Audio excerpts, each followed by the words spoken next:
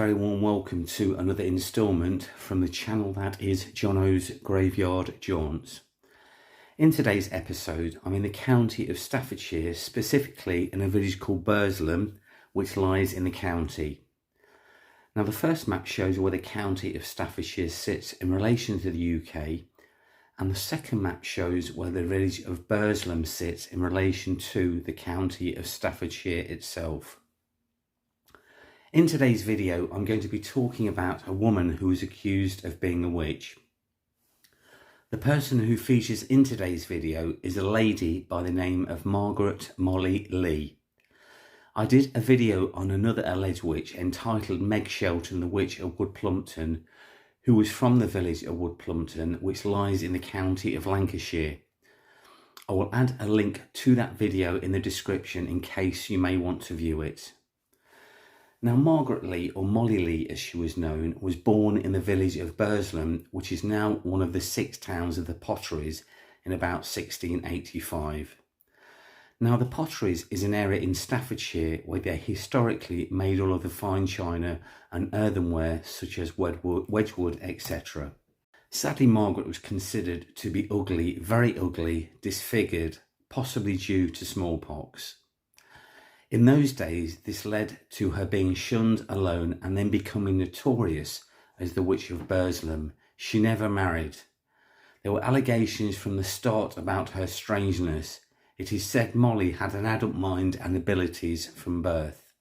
Evidence in inverted commas for this came from the story that she was able to eat a hard crust of bread just a few hours after being born, and that she refused her mother's milk and preferred to suckle on farm animals instead. Ostracised because of her physical deformities, she was also known as being friendless too, and she seemed to have developed a vicious temper as she grew older. And was it a need for a friend that also made her train a blackbird? Though some say it was a jackdaw which became her companion, being tame to her call. As Molly was growing up, she was faced with ever more difficulties. Her parents died when she was very young and she had to earn her living very quickly, which she did by taking milk into the town and shouting out her wares. She became a well-known, if unliked figure, and she was constantly accused of watering down the milk. Now her cottage was some distance from the town at Hamel Grange, then known as Jackfield, in the middle of the forest, then in that part of the area. So shunned there by others, strange rumours emerged, especially at the hawthorn bush outside of the cottage, on which her pet blackbird was to be found, a bush, they said, which never produced a blossom. Now Parson Spencer, who was the rector of St John's Church in Burslem, accused her of rarely attending church. And in those days everyone went, and he declared Molly's refusal to attend church was because she was a witch. Now the rector was known to spend some time at the Turk's Head, a local watering hole, and the blackbird appeared there one day, and apparently immediately the beer in the pub turned sour and gave all the customers rheumatism. In fury, Parson Spencer shot at the bird, which simply flew off unhurt. Then poor Parson Spencer claimed to have an attack of stomach pains which kept him to his bed for the next few weeks. It is not clear how things developed now. Perhaps in such a small community, the strength of either side in this dispute was recognised and a grudging stalemate came about. But the final irony came when Molly died in April of 1748.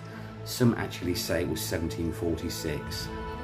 It was the same Parson Spencer who laid her to rest in St John's churchyard. But the good townsfolk had concerns. Was the witch really dead? Their concerns were even greater when the blackbird started to make a nuisance of itself in the town. Apparently, with a little drink inside of them, they paid a visit to Molly's cottage in the woods, and what they saw astonished them. Afterwards, witnesses swore blind, or indeed blind drunk, that Molly had been sitting there by the fire, knitting with her bird, as in real life.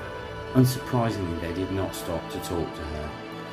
Now the oddest part of this story is Parson Spencer decided that her spirit must be quieted and chose a very strange way to do it. In the dead of night, the Reverend turned to the churchyard with colleagues to perform the rites to silence her ghost.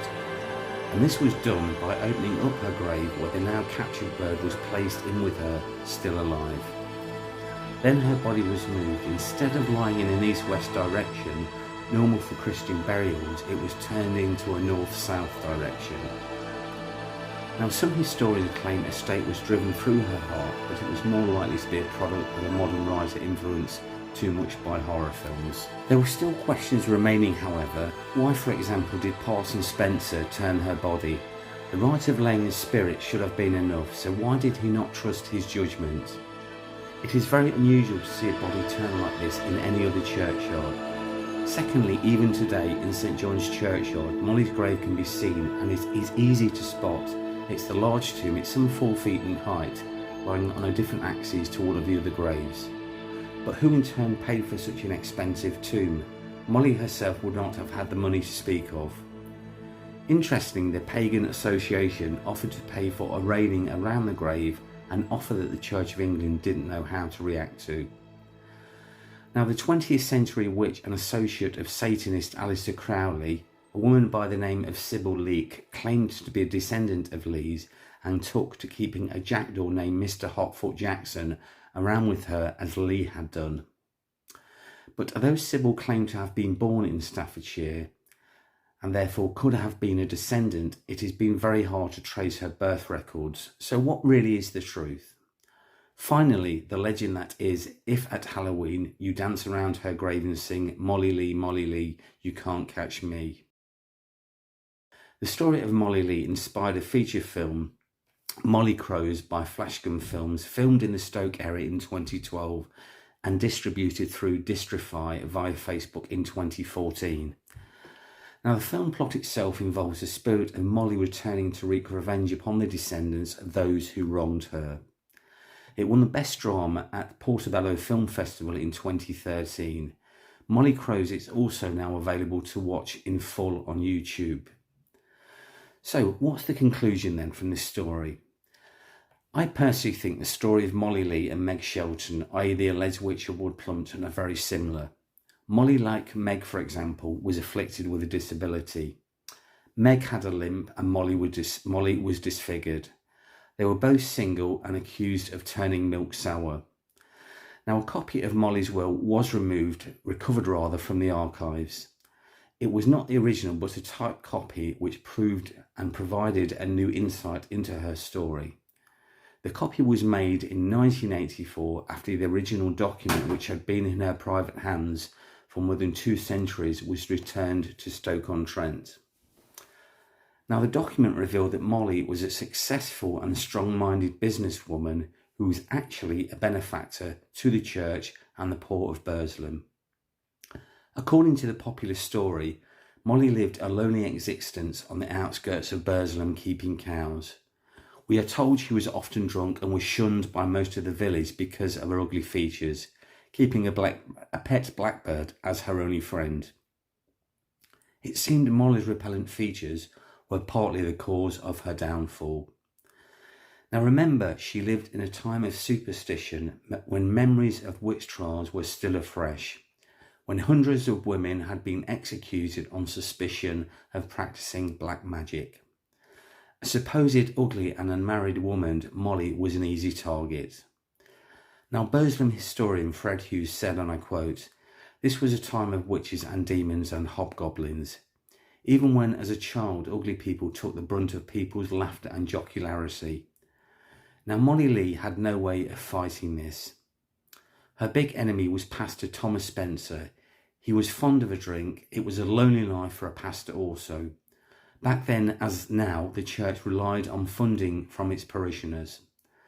Now, Molly was in turn asked for money, but she said something like, I quote, "I'm not going to fund you to spend the money on drink when it should go to the church." Molly in turn was a very religious woman and she did support her church. She was really a very decent person. Not only did she set aside money to create what was probably Burslem's first woman's shelter, but she made sure her mother Sarah would benefit from her estate, not Sarah's husband, granting her financial independence. In summary then, I believe Molly was a very strong woman, both mentally and physically. She died a very wealthy woman and left huge sums of money to her relatives and various charities. If she were a witch interested in the dark art, she would not have done this. I think Molly hid away and befriended her only friend, a blackbird, because she was conscious of her unsightly physical appearance, and like Meg Shelton, if you were suffering from a physical disability, single and slightly odd in this period of time, you must by definition be a witch. Now that concludes the video, guys. Thank you very much for watching. I'll be very interested to hear your views in the comments section below.